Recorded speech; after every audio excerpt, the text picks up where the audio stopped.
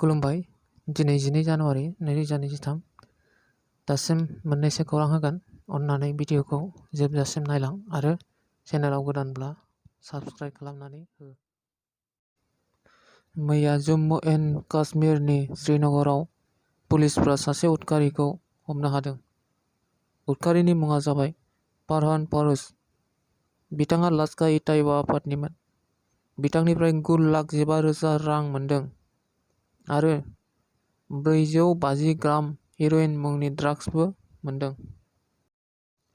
मैया काश्मीरनि कुपवारा जिल्लायाव थानाय मासिल ओनसोलाव 3 इन्डियान आर्मिफोरा थैबाय। 3नि मादाव सासेया जुनियर कमिसन अफिसारमोन आरो 2आ आर्मिमेनमोन। बिसोरो गारिजों थांबाय थानाय समावनो गारिनिफ्राय हा गोथौआव गोग्लैहैनानै बिथांमोना थैबाय। मोनसे दुखुनांथाव खौरां। सासे गोख्रों मावथि एनएलएफबि आफादनि सोद्रोमा बि दाक्राइनि अनजालि बिसि मुस्रिमा तनुजा बसुमतारीआ हरखाब अबथिरायै लामानि जाब्रबथायजों रुंसारि जायो। तनुजा बसुमतारीआ क'क्राझार जिल्लानि सिङाव थानाय बलामजरा गामिनि थागिबिमोन होनना मिथिनो मोन्दों। मिथिनाय बादिब्ला तनुजा बसुमतारीआ गथ'खौ फरायसालिनिफ्राय न' फारसे लांबाय थानाय समावनो गंसे औवा लाबोबाय थानाय ट्रेक्टर गारिआ उनथिंनिफ्राय सौनानै गालांदों होनना मिथिनो मोन्दों। मानसि गोमादों। क'क्राझार जिल्लानि सिङाव थानाय सालाकाथि 2 नं मुराबारि गामिनि थागिबि बिफा सन्जय बसुमतारी आरो बिमा रिना बसुमतारीनि अनजालि फिसाजो सुमिला बसुमतारीआ 18 बोसोर बैसोनि। सुमिला बसुमतारीआ थांनाय 8 जानुवारि खालि न'निफ्राय फुंनि 10:30 रिंगासोआव ओंखारलांदोंमोन होनना मिथिनो मोन्दों। न' फारसे फैफिननाय समाव सानजौफु 12:30 रिंगायाव सालाकाथि ओनसोलनिफ्राय गोमायो होनना मिथिनो मोन्दों। नखरनि सुबुंफोरा फोरमायनाय बादिब्ला सालाकाथि पुलिस थानायाव मिसिं रिपर्ट होदोंब्लाबो दासिमाव जेबो खौरां मोननाय जायाखै होनना मिथिहोदों नखरनि सुबुंफोरा। आरोबाव सुमिला बसुमतारीनि खाथि खालानि लोगोफोरनाव खौरां लादोंब्लाबो जेबो खौरां मोननो हायाखै होनना नखरनिफ्राय मिथिहोदों। बेनिखायनो खावलायदों नखरनि सुबुंफोरा सुमिला बसुमतारीखौ सोरबाफोर नुयोब्ला जानबुं नम्बराव फोरमायहरनो। 9101997374 आरो गुबुन मोनसेबाव 6900654328।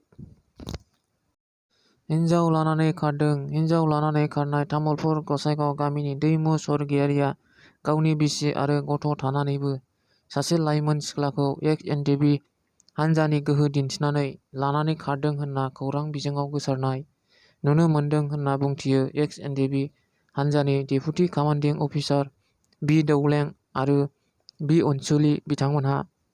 बिसि आरो हिनजाव थाखानायनि उनावबो गुबुन हिनजाव लानानै खारनायनि थाखाय दैमु स्वर्गियारिखौ हिनजावसानि नखरनिफ्राय पुलिस थानायाव एक्स-एनडिपि हानजानि होनना केस होनाय जादों होनना मिथिनो मोन्दों। बे जाथायखौ लानानै एक्स-एनडिपि हानजानिफ्राय बिथांमोनहा दुखु मोननायखौ फोरमायथिदों। दैमु स्वर्गियारिआ एक्स-एनडिपि रन्जन दैमारि हानजानि सोद्रोमा नङा होनना बुंथियो आरो बियो एनडिएफबिजों जेबो सोमोन्दो गैया होनना बुंथिबावो। एक्स-एनडिपि हानजानि डेपुटि कामान्डिं अफिसार बि दौलें आरो बि अनसुलि बिथांमोनहा खौरांगिरि मेलनि गेजेरजों दैमु स्वर्गियारिआ एनडिएफबिनि सोद्रोमा नङा होनना रोखा खालामनानै होयो। गोब्राब लोमजादों। सावगारियाव नुनाय बिनानाव मिस ममिता नार्जारिया गोब्राब लोमजानानै दङ। मिथिनाय बादिब्ला ममिता नार्जारिया गोब्राब लोमजानानै थानाया गोबाव सम जाबाय। मिथिनाय बादिब्ला बिथांनि बिमायाबो गैला फंबाय उन्दै सासे दं होनना मिथिनो मोन्दों। ममिता नार्जारिया क'क्राझार जिल्लानि गसाइगाव ओनसोलाव थानाय मालागुरि गामिनि होनना मिथिनो मोननाय जादों। ममिता नार्जारिया थाखो 12आव फरायबाय थानाय समावनो गोब्राब लोमजानानै दासिम हस्पिटालाव फाहामथाय लागासिनो दङ। मिथिनाय बादिब्ला ममिता नार्जारिनि बिफायाबो गोब्राब लोमजानानै न'आवनो गोग्लैसोनानै दङ होनना मिथिनो मोन्दों। ममिता नार्जारिया दायो गुवाहाटी हेल्थ सिटी हस्पिटाल खानापारायाव फाहामथाय लाना आइसिइउआव दङ। मिथिनाय बादिब्ला दायो गोबां रांनि गोनांथि जादों होनना मिथिनो मोननाय जादों। बेनिखायनो आं खावलायनो सानदों अन्नानै बयबो ममिता नार्जारिखौ हेफाजाब हरगोन आरो जा हायो एसेब्लाबो बयखौबो मदद हरनो थाखाय गुरैयै खावलायहरबाय।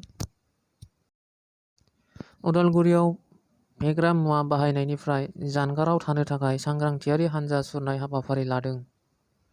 फेग्रा मुवा बाहायनाया आसाम रायजो नाङैनो गोबां ओनसोलफोराव जौ लोंनाय, ड्राग्स जानाय, फेग्रा मुवा बाहायनाया सानफा एफा बांबोबाय थानायखौ नोजोर बोनानै बेफोरनिफ्राय जानगाराव थानो थाखाय बर' बाप्टिस्ट कनभेन्सन लाइमोन बिफाननि गिबि खेब बानजायनायाव उदालगुरि डायमन्ड इंराजि फरायसालिनि फरायसा फरायसुलि बिथांमोनहा आखायाव जौ लोंनायखौ बन्द खालाम, फेग्रा मुवा बाहायनायनिफ्राय जानगाराव था बायदि प्रस्ताब लानानै थांनाय सानखालि उदालगुरि नलबारि गेलेग्रा फोथारनिफ्राय जागायदोंमोन आरो बे हानजा सुरनाया रायजो राजाफोरनि सिगाङाव सांग्रांथियारि हानजा सुरनायखौ नुनो मोननाय जादों।